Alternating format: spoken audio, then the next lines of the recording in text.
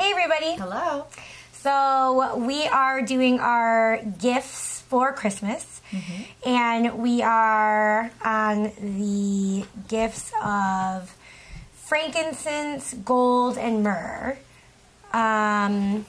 So I'm just going to read where that is in the Bible. So we're going to go to Matthew chapter 2, verses 9 through 11. When they heard the king, they departed, and behold, the star which they had seen in the east went before them, till it came and stood over where the young child was.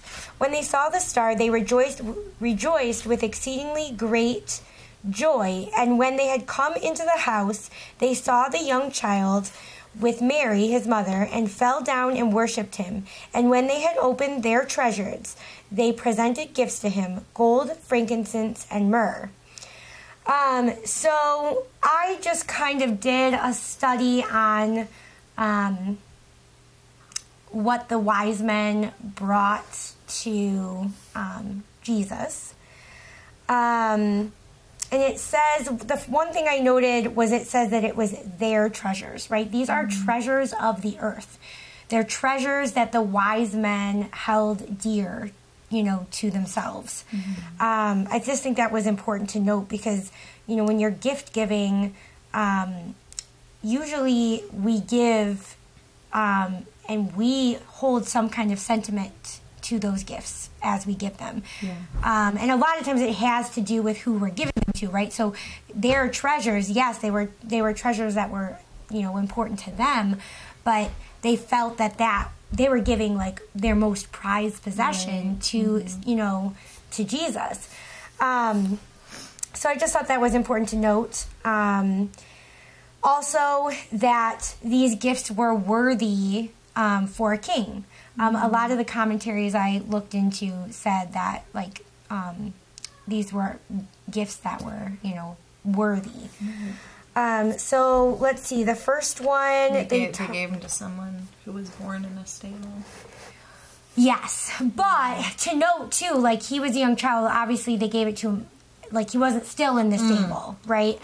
But he was born in one, and it does show, like, you know, most kings are not born in that situation, right? So just to go over, like, the first gift was gold. So obviously, this is so funny because, like, gold is, like, the most well-known to people, but it's actually the one that I got the least information on. But just that it's a precious material, right? It's still considered precious now. You know, like we like getting gold. Like, oh, I'll take some jewelry. So it's a precious metal, and so it was precious back then. It's still precious now, and my guess is that it's just hard to find. You know, you have to really like dig. It makes me think of like Snow White in that. But like you had to really dig to get to gold, and so it's just a very precious material.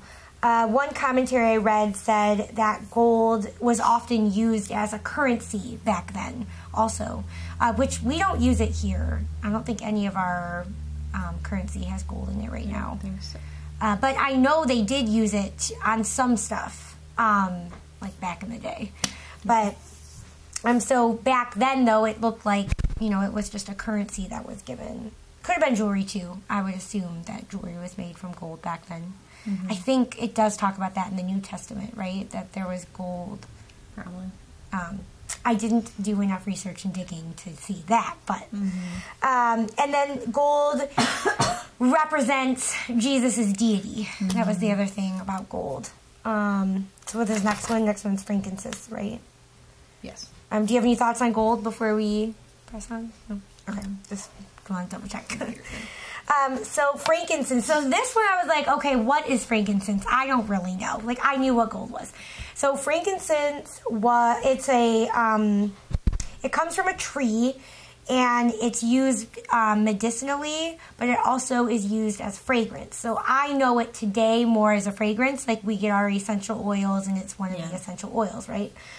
One of the commentaries also said that it suggests the fragrance of the life of sinless perfection which I thought was interesting. That was from the Believer's Bible Commentary said that.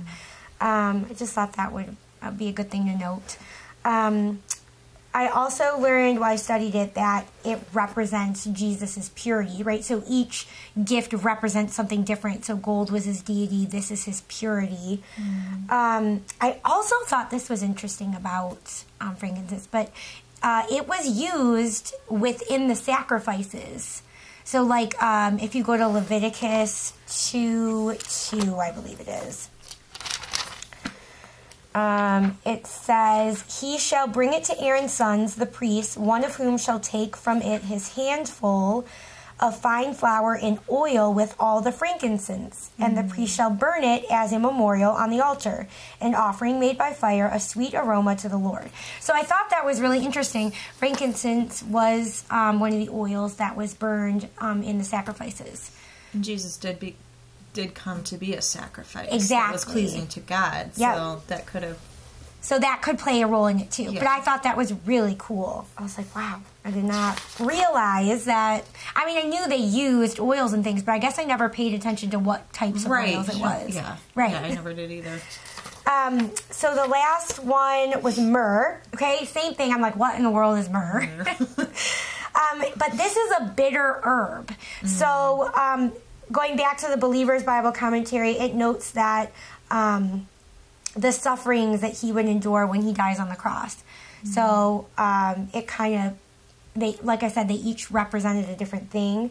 So myrrh represents his death on the cross. And that it's bitter, right? Like bittersweet, right? Because it was still a good thing because right he died for us. But it's also an ointment that was used for embalming. So a lot of the commentary said that. So, going along with the death thing, this was an ointment that they used to embalm people with. So I thought that was really cool. And just as a last comment on it, I do find it also interesting that these were Gentiles coming to, a Jewish king. I just thought that was really neat. Gentile wise men that were worshiping the one true God. Right, and it's just like God came to his own, the Jews, but he paid care, like the angel came to the shepherds and then the wise men. It's like they didn't go in the palaces or to all the royal or the religious people, but they came to those, the shepherds were like lowly, and they also came to the wise men who, Yeah. No, I think it's really neat. And that just shows that God cares about all people, not just a specific handful. Gentile, Jew, all people. It doesn't matter. Yeah. But I did note that because I think reading it before, I don't think I really realized, these are Gentiles. But for whatever reason, this time reading it, I was like, oh, they're Gentiles. It's like a whole thing. That's a thing back then because they were so separated. There was so much division between Gentiles, Jews, Samaritans, right? Just a lot of separation. So to see the Gentiles come and worship the one true God was just fascinating. And Jesus came to make them both one in him. Yep. So I really liked that. So I really enjoyed studying the, even though there wasn't a ton on it, I felt like it didn't take me that long, but it was just interesting to note the different representations of the gifts and things like that, and how that played in or tied into who Jesus is and how it represented his life. So, any other thoughts? Nope, that's about it. So, hope you guys enjoyed this video on the gifts that were brought to Jesus, and hope it brings a little bit of light to who God is and how awesome he is. And we will see you guys in the next video. All right. Bye. Bye.